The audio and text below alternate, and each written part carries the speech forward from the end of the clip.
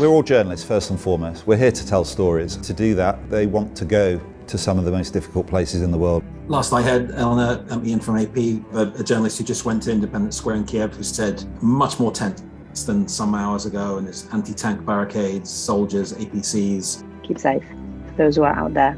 The day the Russia invaded Ukraine on the 24th of February, we started meeting every day. In Ukraine, we're very much on our own. And I think that's when a team like Insi really does come into its own, because we are all sharing information. We are jumping on calls. We are saying, don't go down this roadblock. Does anybody know somewhere safe to stay here? We've had to be our own support systems. I think Insi was born from 2 terrible days in May 2000. In the course of 48 hours, 3 very experienced and respected figures in foreign news were killed. And I think at that moment, those of us in the industry thought, if people as experienced as that are dying, the environment has become intolerably dangerous.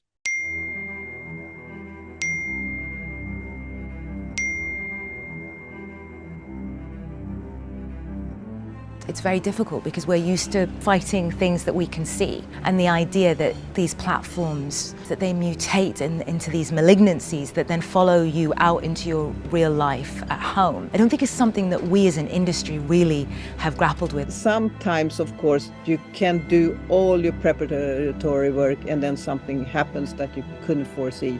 And that's the case when you go into these areas. Sorry, I have got a team in the field, so I just wanted to make sure that wasn't them.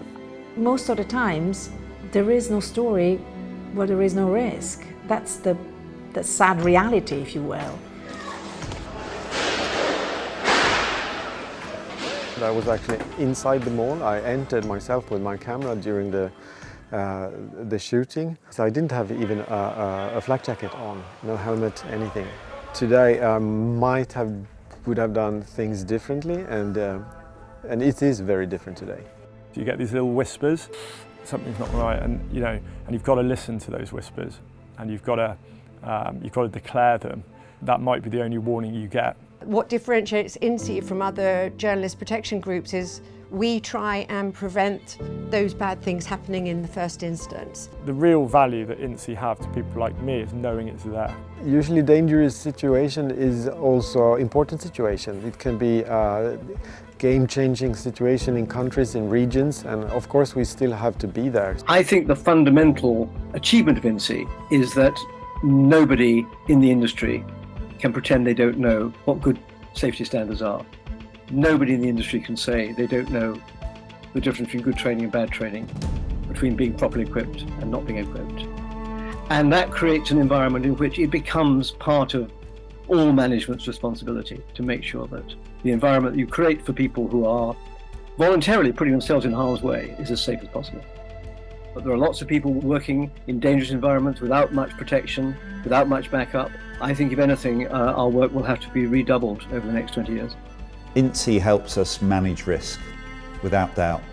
You cannot eradicate risk. The only option if you want to eradicate risk is not to go. We want to go, we want to work as safely as possible. We want to bring everyone home from their assignments. That's the most important thing to remember. And Insi definitely helps our community of journalists do that.